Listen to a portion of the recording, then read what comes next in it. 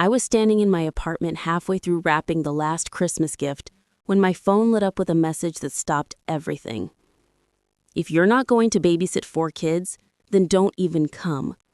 No hesitation, no softness, just the kind of dismissal you feel in your bones.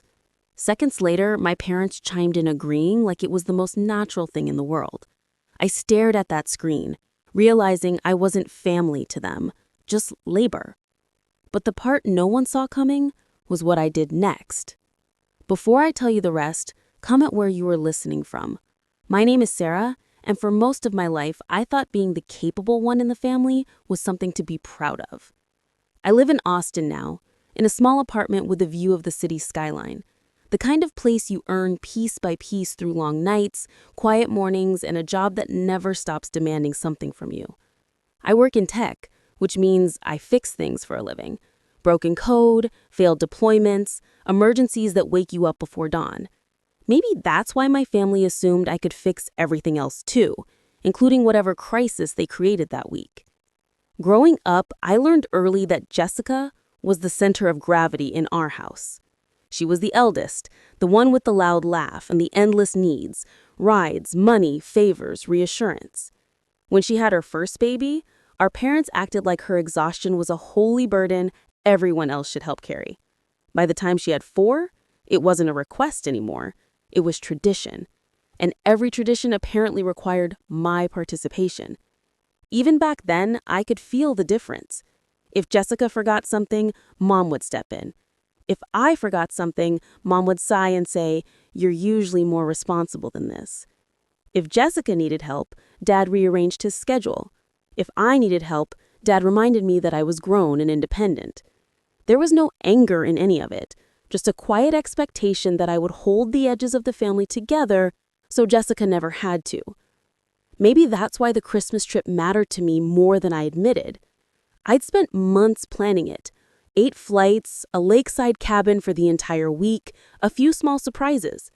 I thought maybe, just maybe, this year could feel different. Something warm, something shared, something that didn't revolve around what I could provide. The cabin had a view of the frozen water, long wooden decks, a huge stone fireplace, the kind of place families go to make memories instead of arguments. I imagined the kids running around in their matching pajamas, my parents relaxing for once, Jessica laughing because she actually felt grateful. I imagined myself sitting on the couch, cocoa in hand, feeling like part of something instead of the scaffolding holding it all up. But that version of Christmas only existed in my head. Reality had a way of breaking through. The week before the trip, I drove to Jessica's house to drop off a few things for the kids. Gloves, scarves, small toys to keep them entertained on the flight. When I stepped into the living room, it looked like every December of my childhood. Toys everywhere, the TV loud, my parents' coats on the couch. Mom greeted me with a distracted smile. Jessica barely looked up. Dad asked me to grab something from the kitchen as if I'd always worked there. I should have noticed it then.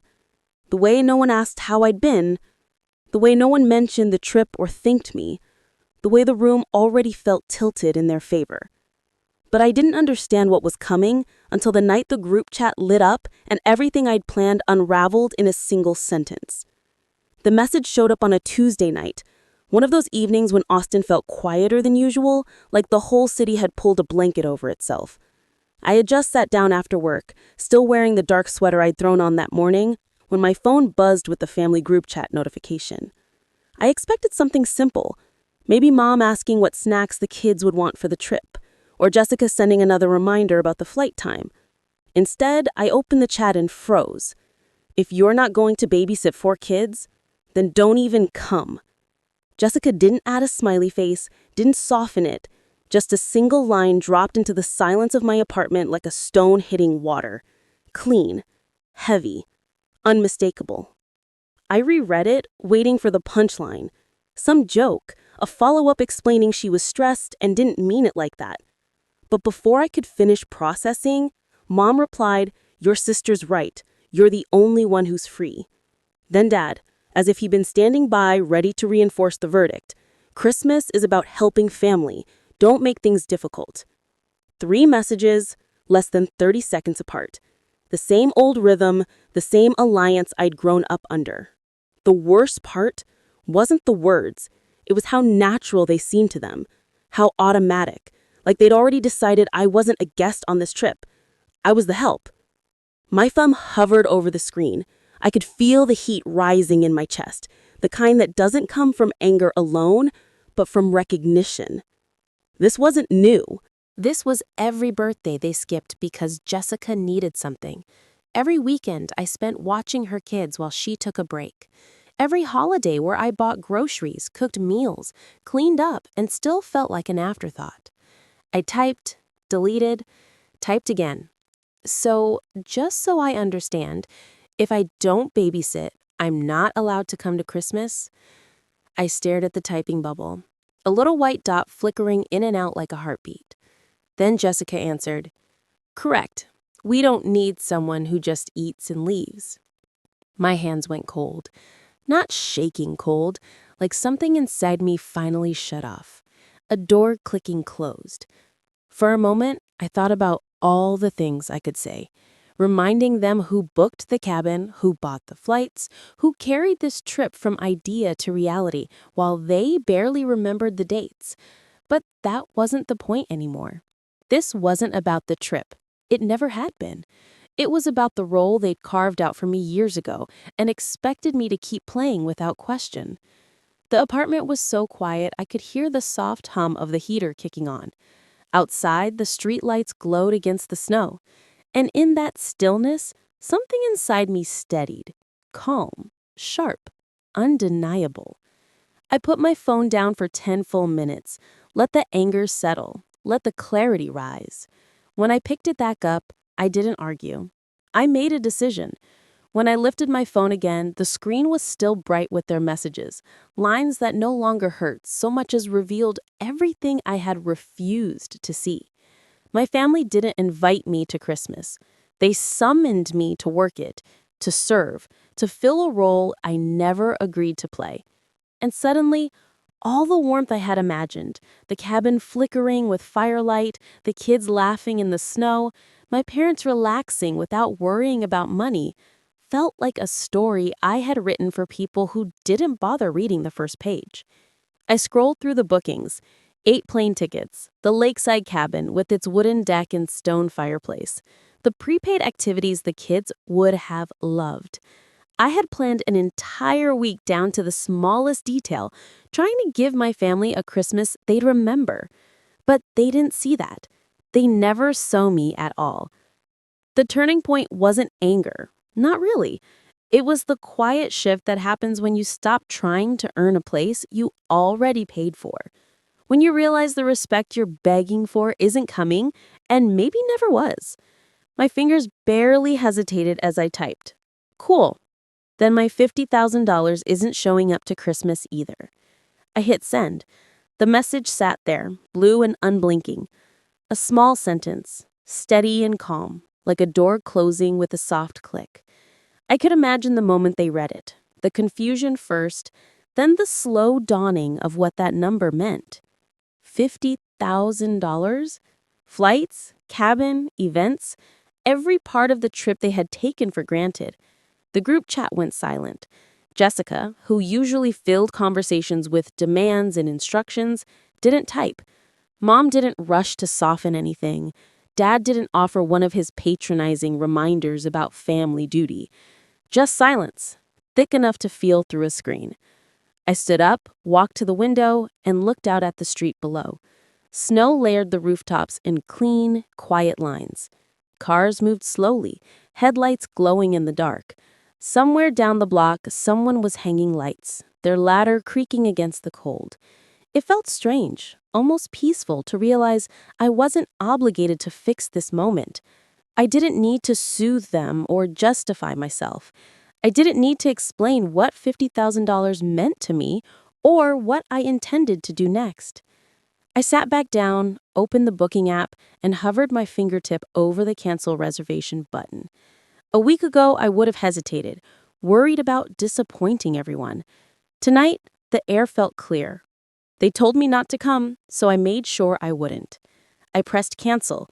The cancellation confirmations came in one by one, quiet dings echoing through my apartment like tiny verdicts. First the flights, then the cabin, then the prepaid activities.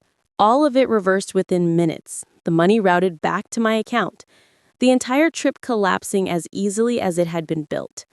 I didn't send the screenshots immediately. I let them sit in a folder on my phone while I washed a few dishes, lit a candle, and let the heater run.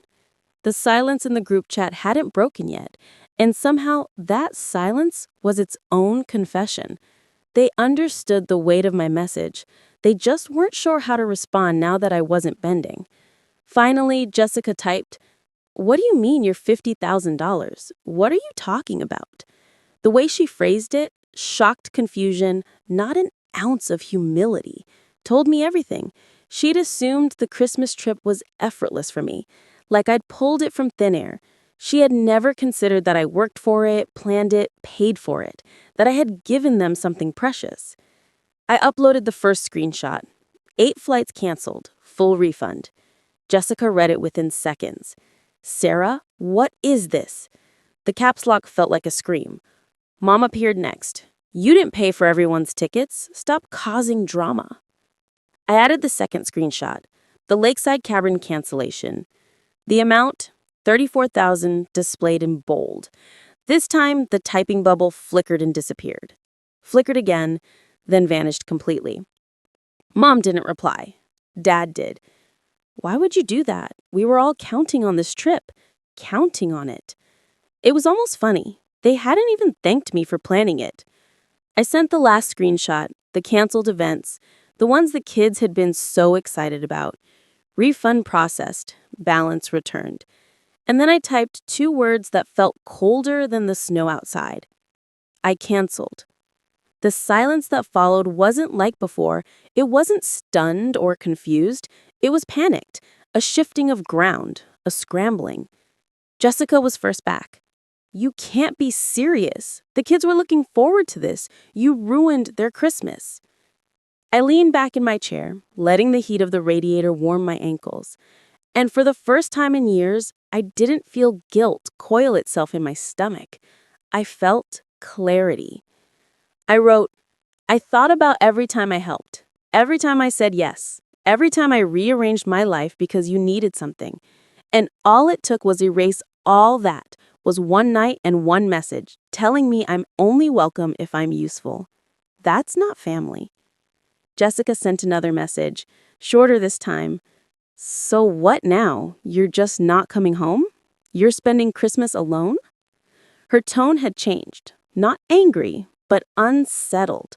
For the first time, she sounded unsure. I wrote, "No, I'm spending Christmas with people who see me as a person, not a resource."